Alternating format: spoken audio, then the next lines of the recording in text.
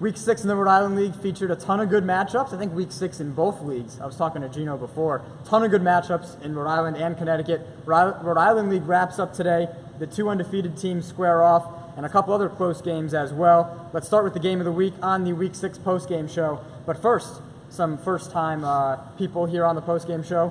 Yeah. Brian Heston and Cruz, and Gino actually as well from the podcast, Gino 40, and Tyler Cruz. He's been a constant. We've mixed and matched who's with us. Sometimes it's been just me and you, but hey, we got some friends to join us today. Yeah. They're fresh off the court as well. Nice shirts.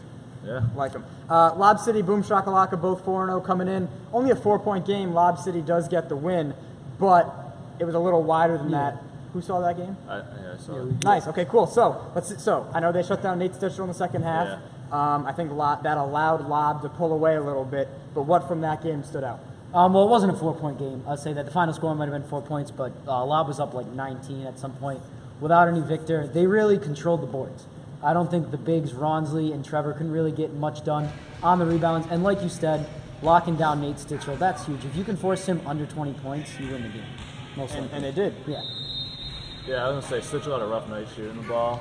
But, I mean, he had good looks, so, I mean, it just wasn't his night. A few shots go his way, and then it could have been a different game for sure, so. It was a different Lob City game. Usually when I see Lob City, there's one guy that I take away as being spectacular. They shared the wealth. This was a very good team basketball game from Lob City, it's actually really fun to watch. Yeah, everyone showed up today for them. From Boom Shakalaka, that actually surprises me. Stitchell coming off of that record-breaking game over there and then shooting like this, it actually really surprises me. And I think maybe the 2-week layoff, a little something for Stitchell, probably not. He's a very good player. It probably didn't matter. But that was already 14 days ago where he did break the scoring record, and now his team gets their first loss. They will face off for a second time, not 3 times. I fixed that. Okay. Yeah. 2 times. They play 2 times in the regular season.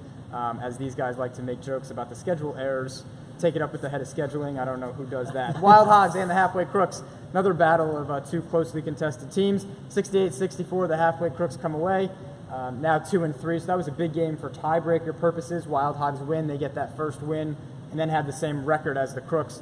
And so you came a little late, traffic. But what stood out, you caught the end, and that was the good part. The fourth quarter was a really good game. I thought you guys did a very good job at taking it to the hole, to the teeth of the defense, and stopping Joey Coro from dominating the rim as he usually does. He really wasn't there on the highlight reel as much as he always is. Mikey had a little bit of trouble, but you guys, again, team defense, which you guys have always played very well, and taking it to the hole when it mattered, taking it into the teeth of the defense and being able to finish. And so a huge first quarter run by the Wild Hogs, and then it was quickly erased in the second. Yeah, you guys responded pretty well to that. You guys were down like 20-5, and then what else is new? Yeah, right. Typical. And then you just worked your way back into the game and then controlled the entire second half, really, and kept Joey Bones out of it. It seemed like he had an off game, too. He was getting some breakaways early, and then it was like, well, that needs to stop. Yeah, when I showed up in the second half, I really didn't see much of Banderia or Coro at all. It seemed like they didn't even know how to play basketball against the other team right now. Get the shots in while you can. And that's really good for you guys. Mike's not here. You guys were able to come back and capitalize off of that. Sucking up to the commission's team. It's a good time. I mean, it was a good time to capitalize off of their sloppiness, and I think you guys did a good job. Yeah, with the Wild Hogs, they turn the ball over a lot. I'm not going to sugarcoat it here. They don't take very good care of the ball, and you guys were able to score when it mattered, and that's what mattered. Yep. I'm going to do a little patent on my big 3. Yes. Come on. Yes. That was a huge 3. Right. Yeah, Thanks, guys. All right, awesome. Shots. Only like 4 for 22. Not bad. I'll take it. One when it matters. If you average it out with last week, it's pretty good. We're last week you had what? right 17, 19? Yeah. Feel good. Thanks, guys. Appreciate it. Swish Kebabs, Bucket Chasers, another one of those close games. I believe we were over there for that one. Bucket Chasers hung in. I was talking to Barbosa after the game, like that was a fight.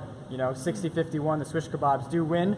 They were in control most of the game, and by control, I mean up 6, 7, 8, sometimes 10 and 11, cut back to 6, and they would build it back up. But it was never really blown open. Yeah. And the Swish Kebabs are able to get the win. We were talking about at one point in the game, we're like, they're clicking. There was a point in that game where they were clicking, and the Bucket Chasers were able to hang in. Yeah, and I actually had, I think around halftime, I turned to you and I said, this team's good. Yep. They're the real deal, and I think they can make a run on any team. in the second half of that game, they really showed how dominant they were, how persistent they are on offense. And another game, it was just them capitalizing. Bucket chases, they were sloppy. And I noticed they were exchanging their bigs in and out. And I think that might have slowed them down and got them out of the groove that they needed to get back in the game. And I really think Swish Kebabs looked really good. Yeah, and we were saying with all the players on that team and the length, Swish Kebabs can definitely play with a lot of teams in this league. I think the bucket chase is like this close to figuring it out. Yeah. They take Boom Shakalaka within single digits, Swish Kebabs within single digits. They're right there. They just need to figure that one thing out. Like you said, taking care of the ball helps a lot, especially with the continuous clock. The game moves fast. You need as many possessions. I'm excited for our love-hate segment with these two right after this. First, let's break down your game, Werewolf Shake and Bake. 66-31, the game that just happened here to cap off Week 6. Now 3-2, so above 500. Congratulations. And Shake and Bake still searching for their first win. Now there's still 2 teams that are looking for that first win. It was about 5, 6, 7, 8 points in that second quarter, and then by halftime we were like, not. And then the third quarter is when you guys really blew it open, it felt like. Yeah. I think we kind of came off sluggish after the extra week break. I mean, I played pretty bad in the first half, and then we just weren't scoring the ball. We were playing good defense, so that was good. And then second half, same defense, just better offense, and that's what allowed us to get a blowout win. Yeah, I mean, we knew coming into this game, I said it in my post-game interview, coming into this game, that team, they can fight with anybody, and we've seen first half scores that they actually keep it close. So we weren't sleeping on them, and I hope nobody else does, because they actually can keep it close, and they will play intensity, and they will match you. So we knew that we had to come out with more intensity than they did. So I think it was really important to us that we came out fast-paced. We came out at least trying, taking the ball to the basket, trying to score, but came off a little sloppy, but we kind of figured it out in the second half.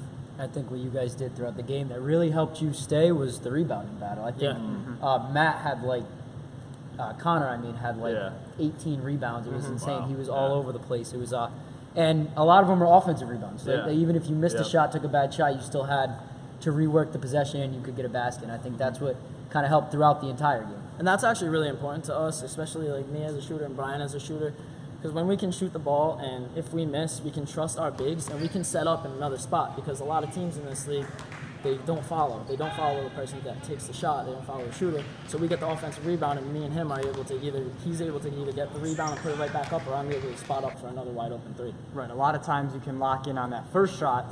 When stuff breaks down and you get the second possession, that's when things can open up more. Defense is scrambling.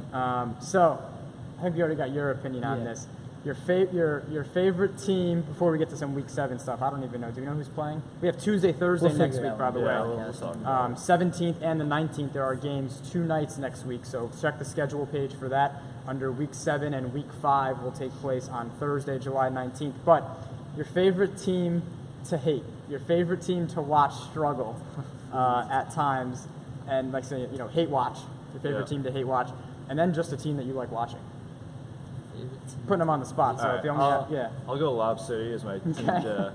I like watching them struggle. It doesn't happen often. Doesn't happen much. But when it does, I like watching that just because they never exciting. lose. So it's nice to get some suspense, and maybe they'll lose, maybe they won't. And then the team that I like watching, I would say Swish. I think they play a really good team ball. I mean, I didn't watch them tonight, but just from playing against them and watching them previous weeks, they play together and they always make the extra pass. So they trust each other.